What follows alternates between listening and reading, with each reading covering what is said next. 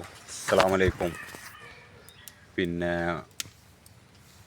എൻ്റെ കാല് പോയ കഥ ഇങ്ങനെ എല്ലാവരും ചോദിക്കലുണ്ട്. അതുകൊണ്ട് എല്ലാവർക്കും കൂടി ആയിട്ട് പറയുന്നത്.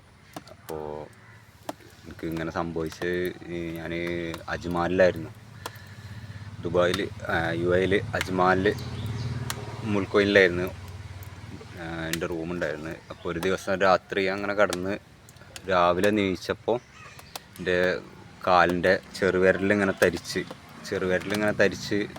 അത് കുറച്ച് കഴിഞ്ഞതിൽ ഇങ്ങനെ തരിപ്പ് കൂടി വന്ന് കുറച്ചുകൂടി മേലേക്ക് തരിച്ച്. അപ്പോൾ ഞാൻ അവിടെ ഒരു ഹോസ്പിറ്റലിൽ പോയി. അവിടെ ഇങ്ങനെ വേദന സൂചിയൊക്കെ അടിച്ച് പോന്നു. പിന്നെ റൂമിലേക്ക് എത്തിയപ്പോൾ പിന്നെയും തരിച്ച്, പിന്നെയും വേദന കൂടി. അപ്പോൾ പിന്നെയും പോയി, അവിടെ പോയി വേദന സൂചി പിന്നെയും അടിച്ച്. പിന്നെ വേറൊരു ഹോസ്പിറ്റലിൽ പോയി, അവിടെ കുറച്ച് നേരം കിടന്ന് വേദന സൂചി തന്നെ അടിച്ച്.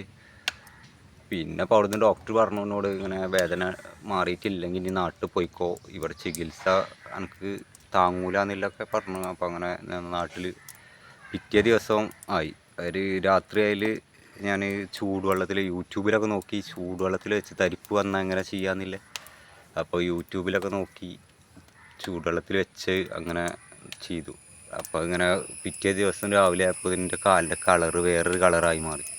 ഒരു കാപ്പി ബ്രൗൺ കളറുണ്ടായി അതിൽ.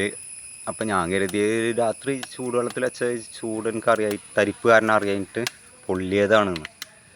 പിന്നെ ഏതായാലും വേദന കൂടി ഇങ്ങനെ നാട്ടിലേക്ക് വന്ന് ഇവിടേക്കൊരു രാത്രി 9 മണിയൊക്കെ ആയിട്ടുണ്ട്.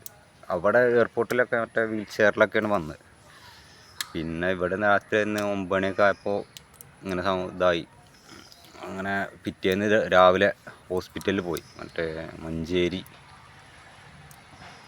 മലബാർ ഹോസ്പിറ്റലിലാണ് പോയത്. അങ്ങനെ ഞാൻ മറ്റേ മലബാർ ഹോസ്പിറ്റലിൽ പോയി, മഞ്ചേരി. അവിടെ ചെന്ന് അവിടുത്തെ ഡോക്ടർ കണ്ടൽക്ക് തന്നെ പറഞ്ഞു, ഇങ്ങനെ കാലിന് ബ്ലോക്ക് വന്നതാണ്, അല്ല എൻ്റെ കാല് പൊള്ളിയതൊന്നല്ല. അതുവരെ ഞാൻ കാല് പൊള്ളിയെന്നാണ് വിചാരിച്ചത്.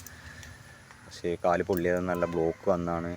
അപ്പോൾ അതൊന്ന് 2-3 ടെസ്റ്റൊക്കെ ഞാൻ നടത്തിയിട്ട് പിന്നെ അവർ പറഞ്ഞു അവിടെ അതിന് ഫെസിലിറ്റീസ് ഇല്ല, അവിടെ ഉണ്ട്, എന്തോ താൽക്കാലികം എന്തോ കേടാണെന്നോ അങ്ങനെ എന്തോ പറഞ്ഞു.